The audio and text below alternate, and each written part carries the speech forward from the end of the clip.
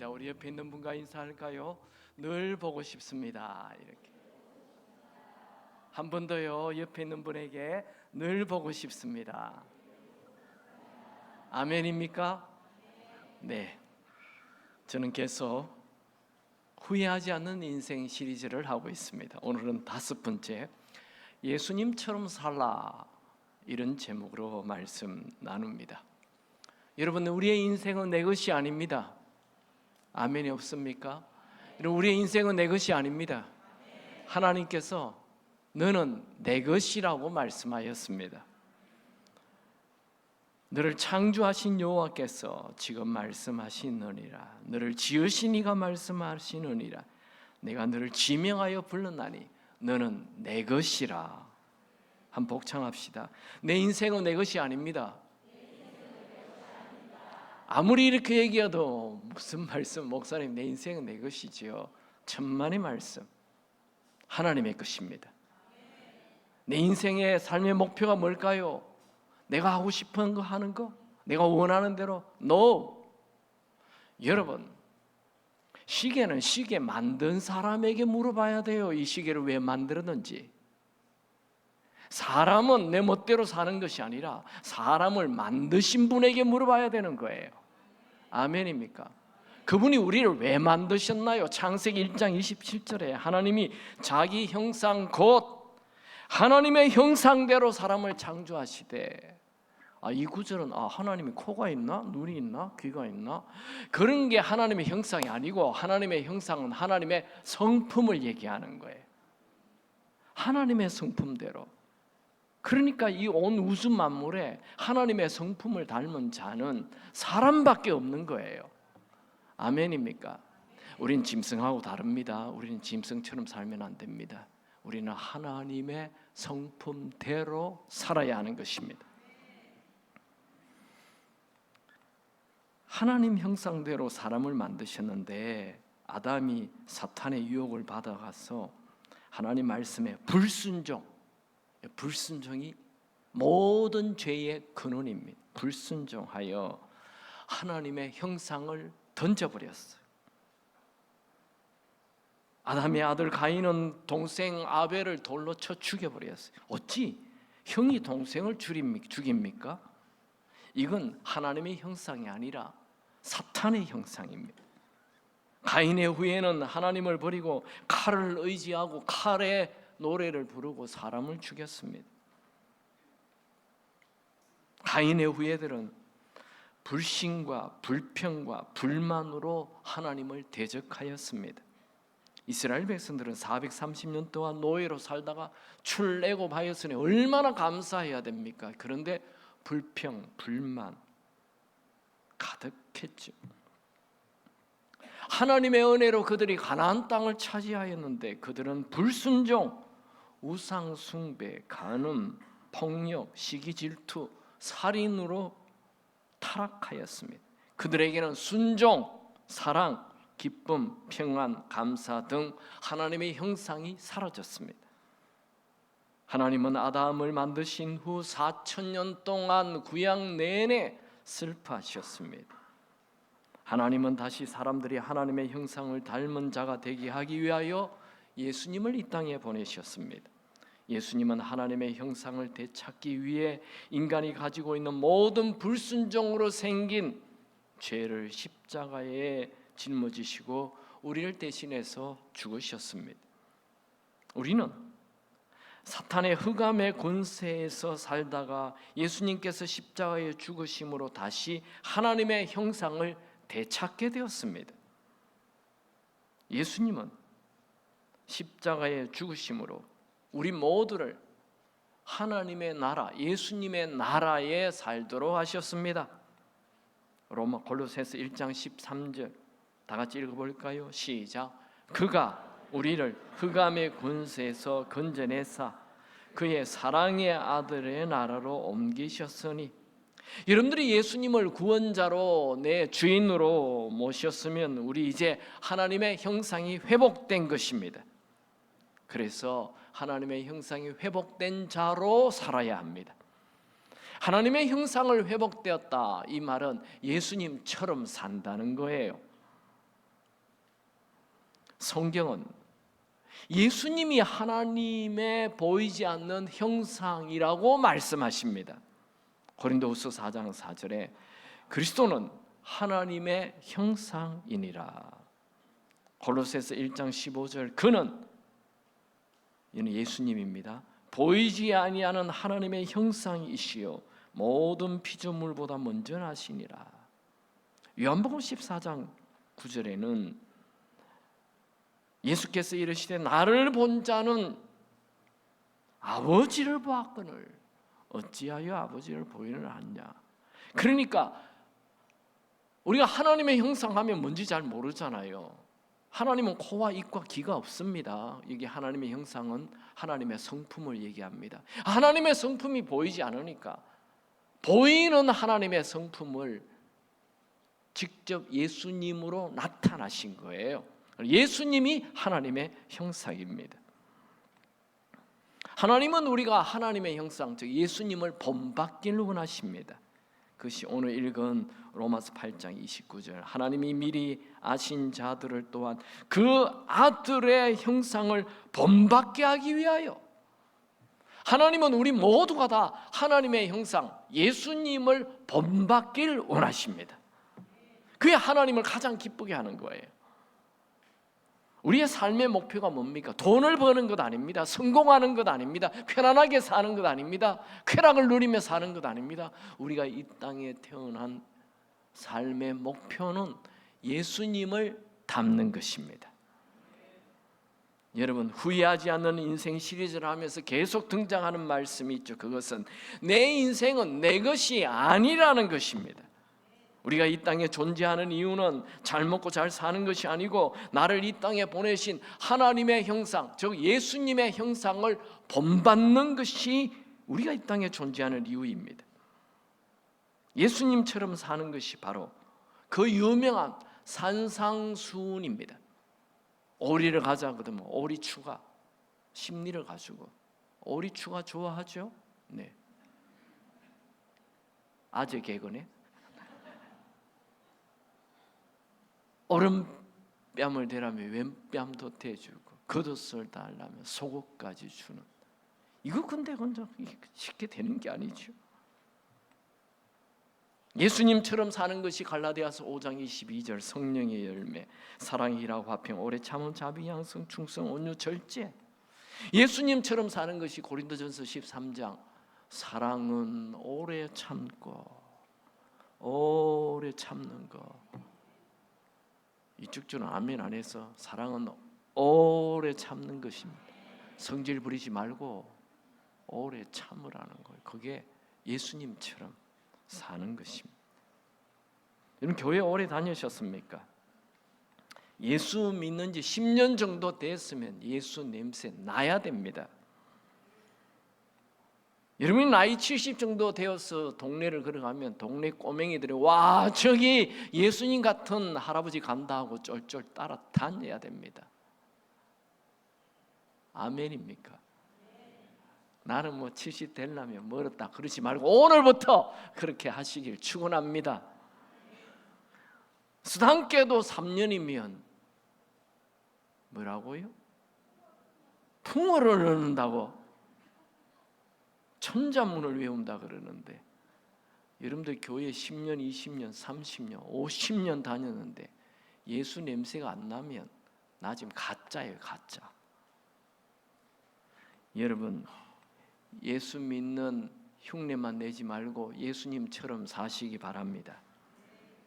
그러려면 내가 죽고 이 성질 죽여야 돼요. 아니 목사님 나는 성질을 못 바꿔, 그런 소리 하지 마세요. 바꾸면 돼요. 아멘입니까? 성질 바꾸기 바랍니다. 성질 부리지 말고. 오늘 무슨 꼭 야단치는 것 같네. 여러분의 최고의 기도 제목이 뭡니까? 돈 잘 버는 거, 우리 아들 서울대학 가는 거, 내 건강한 거, 뭐 하는 일이 척척 잘 되는 게 우리의 기도 제목입니까? 우리의 최고의 기도 제목은 주님 내가 예수님 닮게 하옵소서. 내 모든 소원 기도의 제목 예수님 닮기 원합니다. 할렐루야. 예수님 닮기 바랍니다. 우리 옆에 있는 분에게 악수합시다. 예수님 닮아갑시다. 아멘입니까?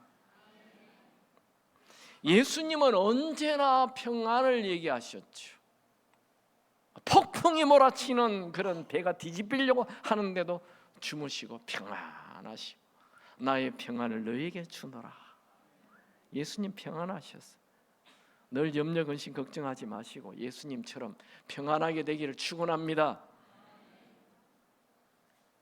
눈만 뜨면 남 공격하고 상처 주는 분, 예수님은 늘 사람을 긍휼히 여기고 불쌍히 여기고 그들을 살렸습니다. 병든 자도 살리고 가늠한 여인도 살리고 죽은 자도 살리고 예수님의 평생은 살리는 생애였어요. 여러분들도 여러분 주변 사람들을 살리는 자 되기 바랍니다. 예수님은 늘 주는 자였습니다. 시간도 주고 찾아오는 사람 다 만나 주고 오병이어로 5,000명 먹을 거 다 해결해 주시고 이상한 질문하는 거 다 받아주시고 심지어 자기의 몸과 손과 발과 모든 온몸을 십자가 위에 내어주시는 주는 인생을 살았습니다. 여러분들도 주는 자로 살기를 바랍니다. 어떻게 하면 예수님처럼 살 수 있을까요? 일단 내가 죽어야 돼. 내 성질 죽여야 돼. 나를 죽여야 돼. 내 이기심을 죽여야 돼. 내 안에 예수가 살아야 됩니다. 아멘입니까? 예수가 주인 돼야 된다고요. 나를 죽이고 예수가 주인 되어 살면 설명할 수 없는 기쁨과 어디서 오는지 알 수 없지만 평안과 만족한 삶이 되는 것입니다. 오늘 예수가 주인이 되려면 어떻게 해야 하는지 한번 살펴봅시다. 첫 번째로 예수가 주인 되려면 말씀을 보아야 합니다. 하나님은 우리에게 말씀을 주셨습니다. 예수님은 말씀이 육신이 되어 우리 가운데 거하신 분이라 했죠. 말씀이 육신이 되어 우리 가운데 거하심에 예수님은 12살 정도쯤에 이 예루살렘에 가서 랍비들과 대화를 하는데 랍비들이 깜짝 놀랐어요.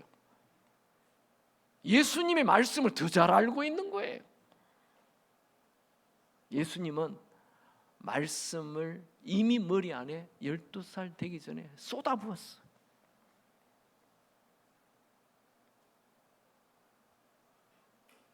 예수님은 말씀 먹는 것이 자신의 양식이었습니다. 사람이 떡으로만 살 것이 아니요 하나님의 입으로 나오는 말씀으로 살리라. 말씀을 먹고 살았어요. 그리고 예수님에게 사탄이 공격할 때마다 기록되었으되 사람이 떡으로만 살 것이 아니요 기록되었으되 너희 하나님을 시험하지 말라. 사탄아 물러가라. 기록되었으되 주 너희 하나님을 경배하라. 그러니까 예수님은 언제나 사탄이 유혹할 때마다 하나님 말씀으로 기록되었으되 하며 말씀으로 물리쳤어요. 그러니까 예수님 마음 안에 말씀이 가득 차 있다는 거죠. 예수님은 공생의 마지막 겟세마네 동산에서 우리를 위해 기도하신 마지막 기도가 하나님 그들을 진리로 거룩하게 하옵소서. 아버지의 말씀은 진리니이다. 우리가 진리의 말씀으로 마음에 가득 차도록 예수님이 기도하셨어요. 예수님은 말씀에 순종하여 십자가의 길을 가죠. 나의 원대로 마옵시고 아버지의 원대로 하옵소서. 하나님 말씀대로 하겠다는 거죠. 예수님은 말씀으로 오셨고 말씀을 양식으로 삼으셨고 말씀으로 사탄을 이기셨고 말씀대로 사셨고 말씀대로 죽으셨습니다. 여러분 예수님처럼 살기를 원하십니까? 그렇다면 말씀을 쏟아 부으시기 바랍니다. 우리가 예수님처럼 살기를 원한다 하면 이 말씀이 가득 차 있어야 돼요. 특별히 여러분 사복음서는 통째로 다 암송하시기 바랍니다. 아멘 안 하고 싶죠? 그 산상수훈 암송하시기 바랍니다. 사복음서를 통째로 암송하라고. 왜요? 그분의 삶의 원형이니까. 우리의 삶의 원형은 예수님이십니다. 예수님에 대한 기록은 사복음서잖아요. 그러니까 사복음서를 통째로 외워야 되는 거예요. 그 한마디 한마디, 한 행동 한 행동 전부가 다 우리가 평생 따라가야 할 삶의 원형입니다. 그래서 사복음서를 외우라 하면 너무 부담이 되니까 사복음서를 100번 백도하시기 바랍니다. 저는 특별히 신약은 200번 정도 제가 읽었어요. 총각 시절에 막 쏟아부었습니다. 말씀을, 특별히 사복음서는 아예 그냥 외울 마음으로. 저는 여러분들이 사복음서를 백도하는 분 나오게 되기 바랍니다. 백도하시고 저에게 오세요. 제가 선물 드립니다. 200도 하시기 바랍니다. 200도 하신 분 저에게 오세요. 그분은 저에게 선물 줄 겁니다. 네, 사복음서는 진짜 우리가 통째로 외워야 됩니다. 여러분 마음에 예수님처럼 배 밑에서 생수의 강이 솟아나게 되기 바랍니다. 나를 믿는 자는 성경의 이름과 같이 그 배에서 생수의 강이 흘러나리라. 할렐루야. 말씀을 쏟아부으면 예수님처럼 살게 되고 예수님처럼 살면 기쁨이 막 솟아나는 것입니다. 여러분, 예수님 닮기 원하십니까? 교회 다니는데 말씀만 듣지 말고 말씀대로 사시기 바랍니다. 예수님에 대해 알지만 말고 예수님처럼 사시기 바랍니다. 뒤에는 무딘 이런 말을 했죠. 성경은 정보를 위한 책이 아니라 변화를 위한 책이다. 여러분, 말씀을 읽고 말씀대로 사시기 바랍니다. 행동하지 않으면 입으로만 예수 믿는 거죠. 그건 가짜입니다. 지난주 금요철야에 오신 그 최진기 선교사님, 저는 그분을 만난 적이 없습니다. 본 적도 없고요. 근데 이분이 우리 교회에서 하는 예나주, 예수가 나의 주인이다, 이 세미나를 3번 참석했대요. 그래서 제가 만나자 했어요. 이왕 만났는데 식사도 하시고 우리 금요철야에 설교를 하시라 해서, 그래서 이틀 전에 금철에 오신 거예요. 근데 그분과 쭉 대화를 해보니까 이분이 원래 불신자 가정에서 태어났어요. 근데 친구 따라 5학년 때 교회를 간 거예요. 교회 뭐 크리스마스도 있고 뭐 맛있는 것도 주고 하니까 열심히 다녔대요. 근데 중학교 2학년이 됐는데 교회에서 부흥회가 있는 거예요. 부흥회 강사가 자기 교회 장로님이었대요. 장로님께서 설교하는데 죄의 삭은 사망이요, 얘 죄 지으면 지옥 간다래. 와, 그 말이 자기 마음에 폭탄처럼 던져져 가지고 자기가 막 어쩔 줄 몰라요. 야, 나 죽으면 지옥 가는구나. 그러니까 자기가 지은 죄가 막 그냥 수박서리하고 딸기서리하고 이런 것들만 딱 죄가 막 밀려오면서 야, 나 지옥 가는구나. 어쩌면 좋은. 그 아들 예수의 피가 모든 죄를 깨끗게 하실 것이야. 예수 믿으면 모든 죄가 싹 없어진다. 얼마나 좋으지만, 예수님이 내 죄를 다 해결해 주셨구나. 나 지옥 가지 않는구나. 너무너무 좋아가지고 내 영혼이 은총 입어 중한 죄짐 벗고 보니 슬픔 많은 이 세상이 기쁨으로 화. 내 영혼이 은총 입어 중한 죄짐 벗고 보니 슬픔 많은 이 세상도 천국으로 화. 중학교 2학년짜리가 이 노래를 매일 부르면서 너무너무 기뻐서 신이 나서 살다가 목사 되고 선교사가 되어 지금 인도네시아에 24년 선교를 하고 계신다. 할렐루야. 말씀은 살았습니다. 하나님 말씀은 살았고 운동력이 있어 좌우의 날선 어떤 검보다 예리하여 혼과 영과 관절과 골수를 찔러 쪼갠다. 하나님의 말씀은 한 사람의 인생을 뒤집어 버리는 거예요. 하나님 말씀은 미래를 바꾸어 주고 가치관을 바꾸고 꿈도 바꾸고 모든 것을 바꾸는 것입니다. 하나님 말씀이 예수님처럼 살게 해 주십니다. 여러분, 예수님을 지식적으로 아는 수준, 예수님에 대해 아는 수준 넘어서 예수님과 함께 사시기 바랍니다. 여러분의 삶의 목표가 예수님처럼 되는 것이 되기 바랍니다. 시간이 흐를수록 점점 더 예수님처럼 되십시오. 그것이 하나님을 기쁘시게 하는 후회하지 않는 삶입니다. 악수합시다. 예수님처럼 삽시다. 한 번 더 악수합시다. 예수님 같네요. 좀 찔립니까? 찔려야 정상입니다. 나는 예수님 같지 않네. 난 너무나도 세상 냄새 나는데. 사랑의 주님 닮기 원하네. 그 아름다운 주님 예수 이 세상에서 저 천국까지 닮기 원하네. 주님 예수. 할렐루야. 오늘 집에 가서 한번 물어보십시오. 여보, 나 예수님 좀 닮았나?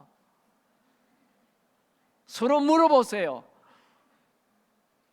뭐라고 대답할까요? 택도 없다. 말도 마라. 그럽니까? 아니야.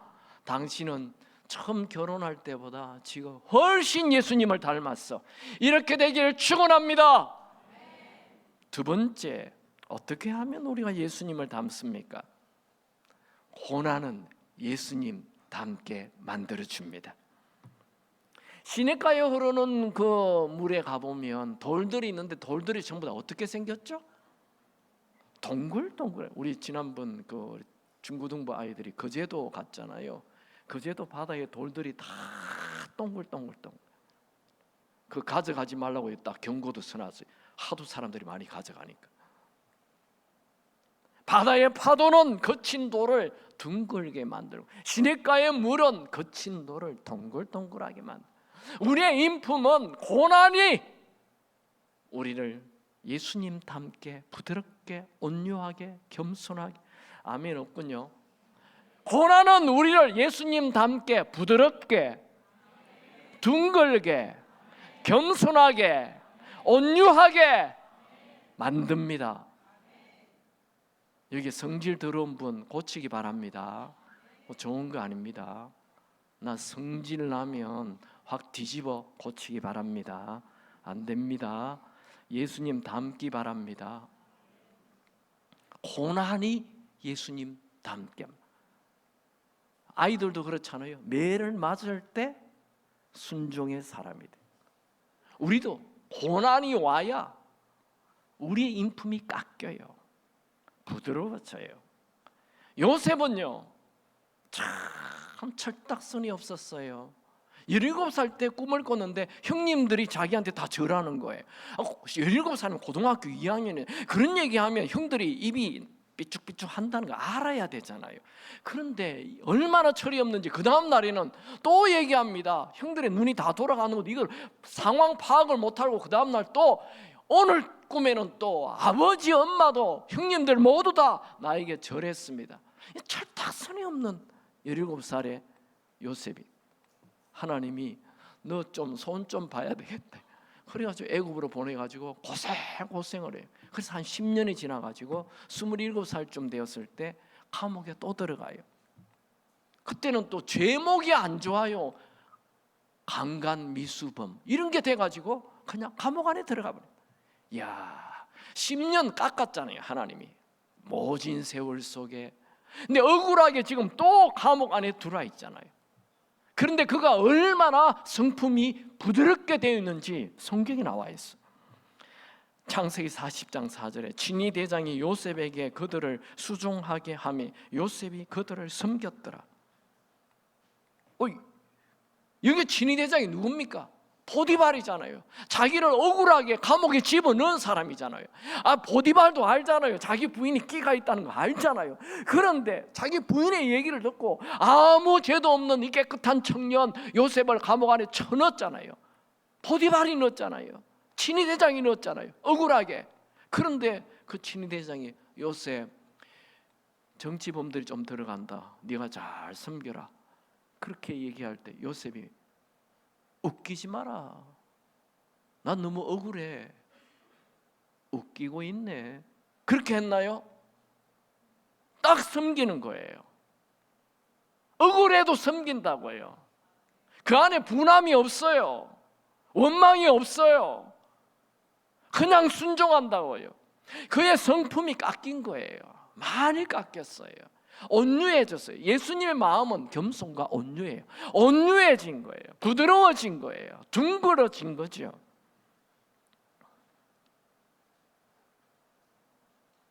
요셉은 기쁘게 섬깁니다. 하나님은 요셉의 인격을 훈련시켜 애굽의 총리의 자리까지 올려줍니다.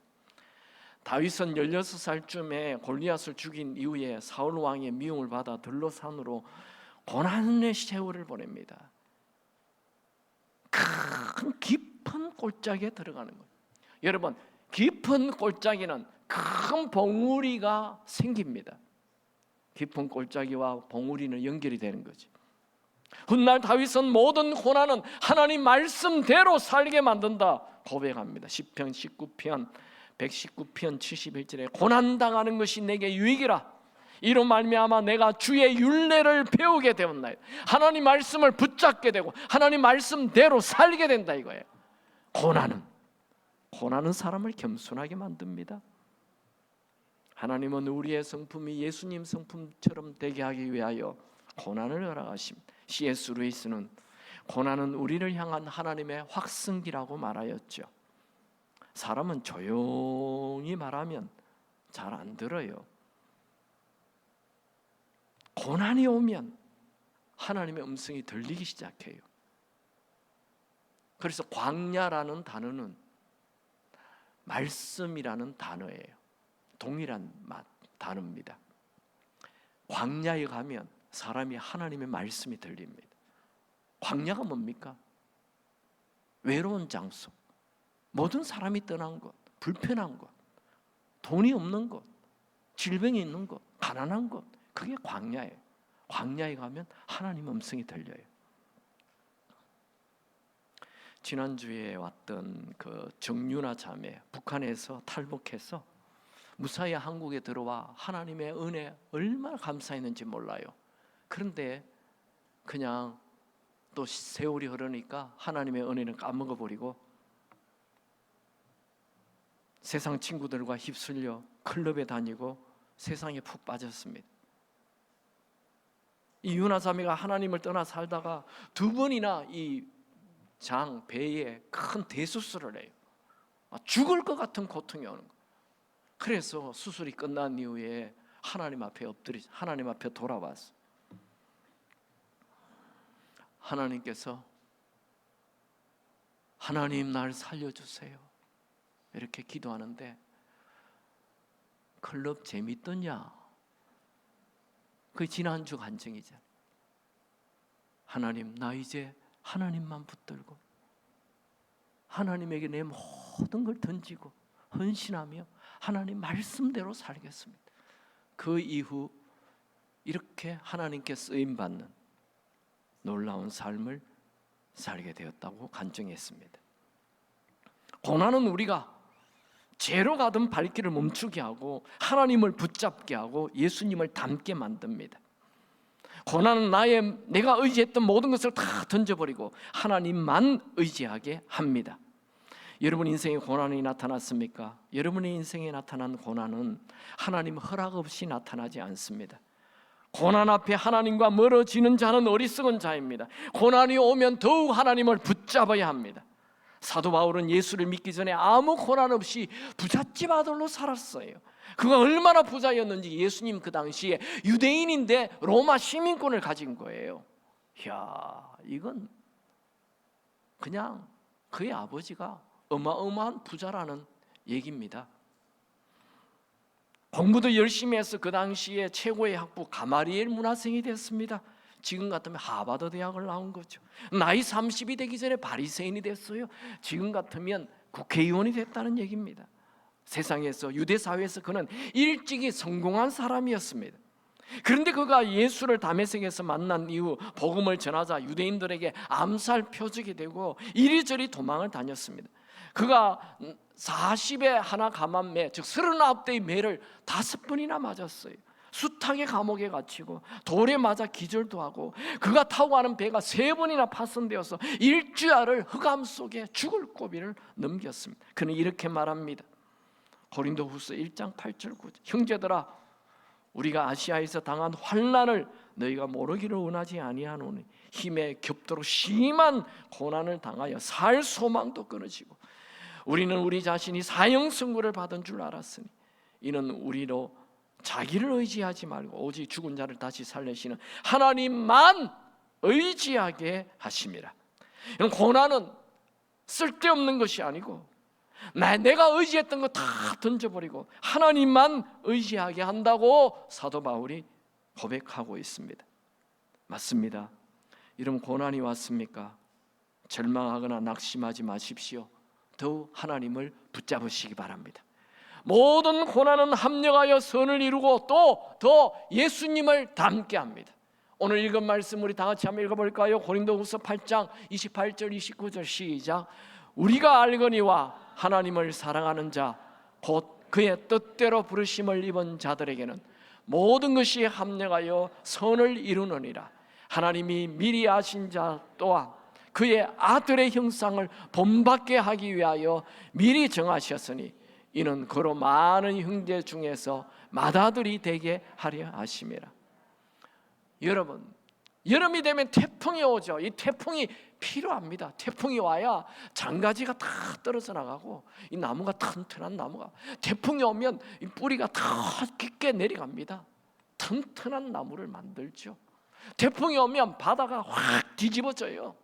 태풍은 더러운 물을 싹 정화하고 바다의 깊은 곳까지 이게 파도가 들어가서 플랑크톤이 바다 깊이까지 들어가서 바다를 살립니다. 태풍은 필요한 거예요. 고난은 필요합니다. 고난은 우리의 성품을 깎습니다. 여러분, 고난 앞에 불평하지 마십시오. 여러분이 고난이 올 때 하나님을 붙잡는다면 고난을 낭비하는 자가 아닌 것입니다. 모든 고난은 예수님을 더욱 닮게 만들어줍니다. 바울은 얘기합니다. 다만 이뿐 아니라 우리가 환난 중에도 즐거워하나니 환난은 인내를, 인내는 연단을, 연단은 소망을 이룬다. 즉 환난은 우리의 인품을 점점 인내를 갖게 하고 소망을 갖게 좋은 성품 가지게 해준다는 거예요. 베드로전서 1장 6절 7절 너희가 여러 가지 시험이 오겠지만 크게 기뻐하라. 너희 믿음의 확실함은 불로 연단하여도 없어질 금보다 더 귀하여 예수 그리스도께서 나타나실 때에 칭찬과 영광과 존귀를 얻게 할 것이다. 고난은 우리로 하여금 정말 좋은 성품, 칭찬과 영광을 얻게 만드는 도구로 사용한다는 거예요.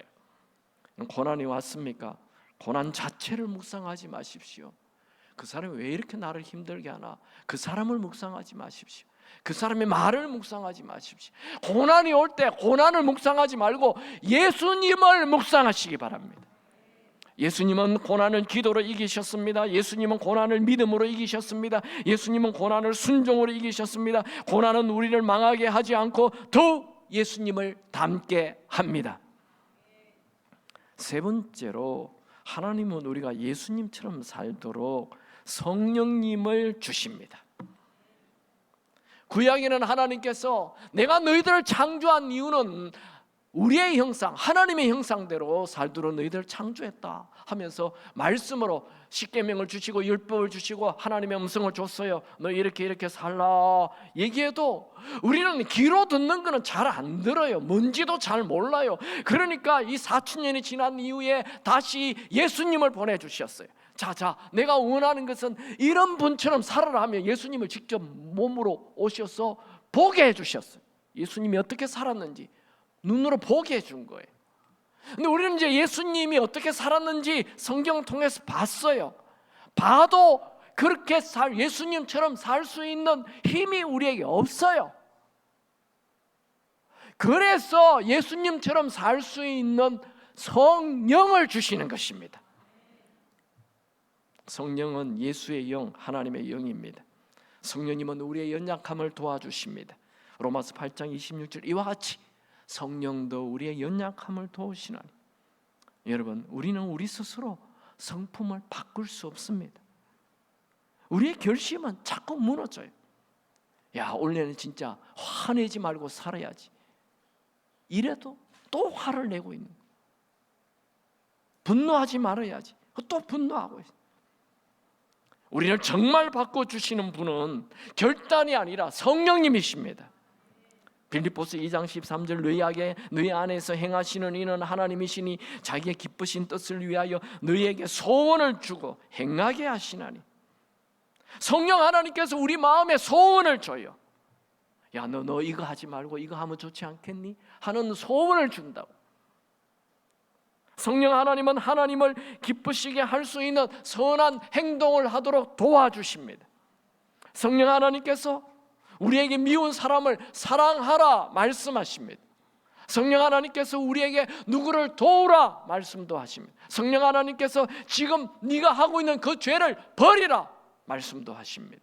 성령 하나님은 우리에게 섬기라고 말씀하십니다. 성령 하나님께서 지금 하시는 음성 듣고 순종할 수 있게 되기 바랍니다. 우리가 그 음성에 순종한다면 더 하나님의 큰 일을 하게 될 것입니다. 순종은 더 큰 순종으로 가게 합니다. 하나님은 우리가 순종하면 할수록 더 큰 영적 거장이 되게 하십니다. 여러분, 예수님을 닮아가려면 성령의 음성에 순종해야 합니다. 하나님께서 여호수아에게 자, 요단강물을 건너가라. 그런데 이상하게 모세에게는 홍해를 쫙 갈라놓고 건너가라 그래요.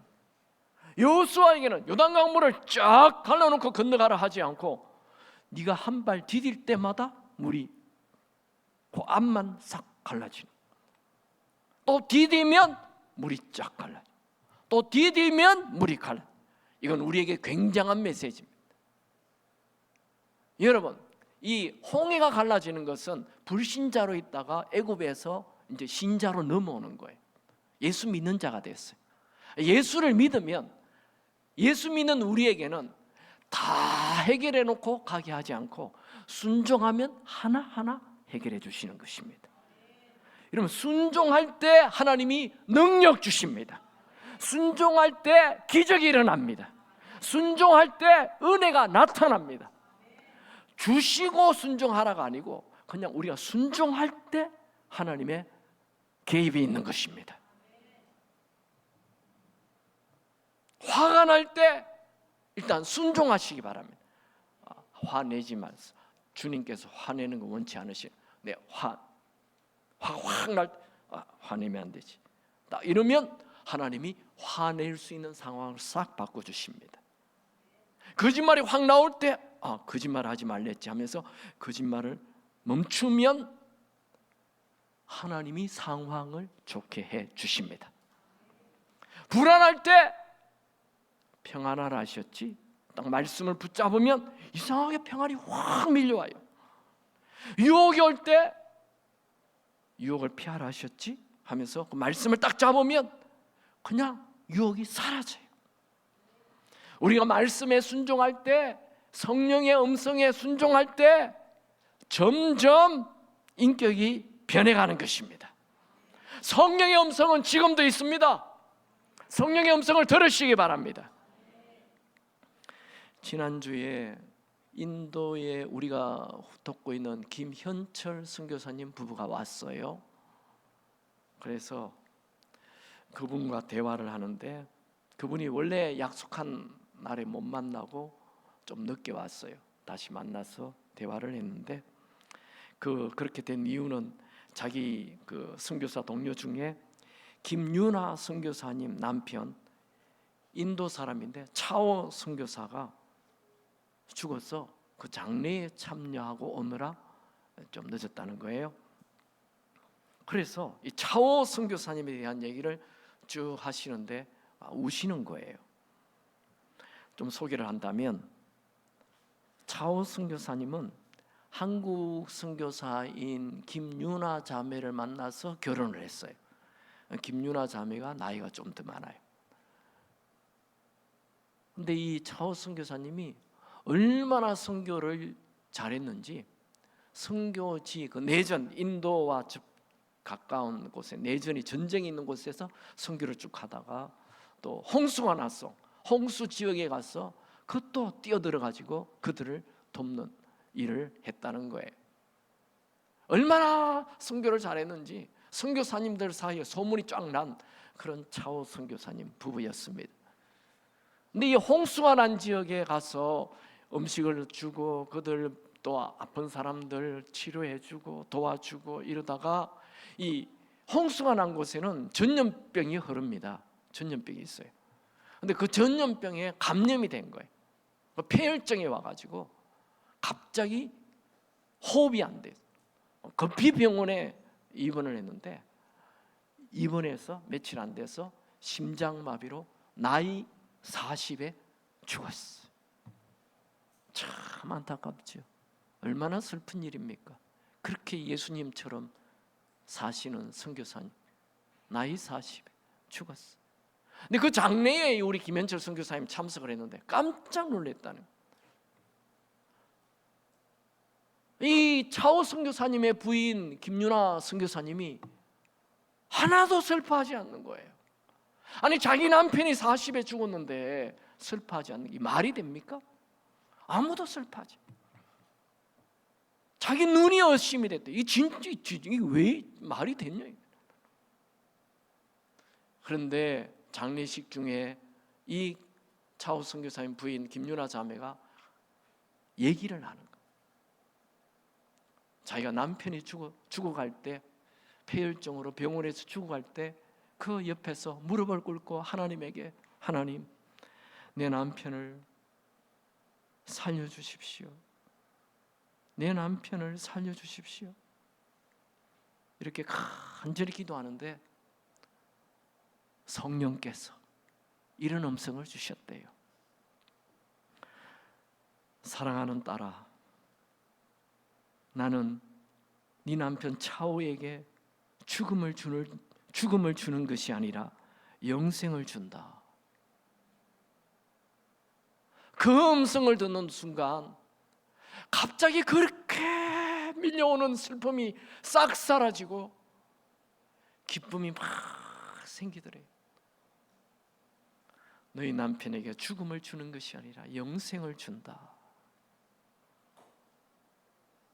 얼마나 기쁜지 너무너무 기뻐서 내가 이렇게 장례 예배를 여러분들이 이상하게 생각할지 모르지만 난 기쁘게 장례 예배를 드린다. 그 얘기를 듣고 있는 그 1000명이 넘는 선교사들이 다 울었대. 그리고 그 선교사님들 마음에 용기와 담대함과 희망을 줬다. 왜냐하면 지금도 인도에는 선교사들 다 추방하고 그 핍박이 엄청나거든요. 근데 그 얘기를 하는 이 저희 교회에 후원하는 김현철 선교사님 부부가 저에게 이렇게 얘기했어요. 목사님, 우리도 견디겠습니다. 끝까지 견디겠습니다. 이렇게 얘기하는 거예요. 그래서 제가 우리 청년들 데리고 인도에 가겠다고 약속을 했어요. 언제 갈지는 모르지만 여러분, 성령의 음성은 죽음도 이길 수 있는 힘을 주는 것입니다. 성령의 음성은 성령님은 우리에게 오늘도 감동을 주시고 예수님처럼 살게 만들어 주는 것입니다. 여러분 성질대로 살지 마시고 성령의 도움을 구하고 매 순간 구하십시오. 성령 하나님 도와주십시오. 이러면 성령께서 도와주실 것입니다. 우리는 그분의 음성을 듣고 그분에게 순종할 때 이기는 인생, 후회하지 않는 인생을 살게 될 것입니다. 오늘 말씀 한번 정리해 볼까요? 후회하지 않는 인생, 어떤 것이 후회하지 않는 인생일까요? 예수님처럼 살면 돼요. 그럼 예수님처럼 어떻게 삽니까? 첫째, 말씀을 보면 됩니다. 말씀을 쏟아보면, 특별히 예수님의 생애 그 사복음서를 쏟아부어야 돼. 다 나도 이럴 때 예수님처럼 행동하자. 예수님처럼 살. 이런 뭔가 내가 어떻게 행동할지 모를 때 예수님처럼 행동하면 됩니다. 예수님처럼 말씀을 보면 됩니다. 두 번째, 고난은 우리로 하여금 예수님을 더 닮게 만들어 줍니다. 성 어거스틴은 그의 책 신의 성이라는 책에서 고난은 모든 사람들에게 오는데 이 고난을 대하는 태도가 사람마다 다 다르다고 얘기했어요. 여러분들은 고난 앞에 하나님을 원망하고 불평하고 주변 사람들에게 짜증내고 화내는 이런 너무나 인간적인 이기적인 인생이 되지 말고 고난이 왔을 때 하나님을 더 붙들고 그리하여 예수님 닮는 자로 사시기 바랍니다. 고난은 더욱 예수를 닮게 만들어줍니다. 세 번째, 성령님이 우리로 하여금 예수님 닮도록 도와주십니다. 여러분, 여러분의 기도 제목 예수님처럼 닮게 해달라고 기도하시기 바랍니다. 제가 이 후회하지 않는 인생 시리즈를 이제 한 번만 더 할 생각인데 하면서 여러 가지 시중에 나와 있는 후회하지 않는 인생에 대한 책들을 좀 읽어봤어요. 예수 믿지 않는 사람들이 얘기하는 후회하지 않는 인생은 쓰레기입니다. 쓰레기. 책 다 던져버렸어요. 거기는 네가 하고 싶은 대로 해라. 네가 하고 싶은 거 네 멋대로 해라. 네 인생 좀 네 멋대로 살다가 죽어라. 이런 거예요. 버킷리스트 만들어가지고 여기저기 돌아다니고 그게 후회하지. 순 쓰레기. 왜요? 예수 믿지 않는 자의 후회하지 않는 인생과 예수 믿는 자의 후회하지 않는 인생은 가는 길이 다른 것입니다. 예수 믿지 않는 사람은 이 세상이 전부이기 때문에 이 세상에서 그저 잘 먹고 내 하고 싶은 대로 하고 돌아다니는 게 이게 후회하지 않는 인생이죠. 우리는 죽음 이후에 곧바로 천국 하나님의 심판이 있기 때문에 하나님을 기쁘시게 하는 삶을 살 때 후회하지 않는 인생이 되는 것입니다. 여러분, 천국이 있음을 믿습니까? 예수님처럼 살아서 후회하지 않는 인생 되기 바랍니다.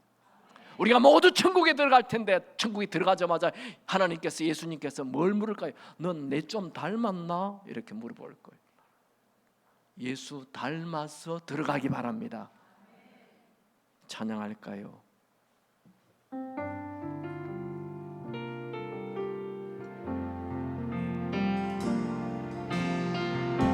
삶의 작은 일에도 그분을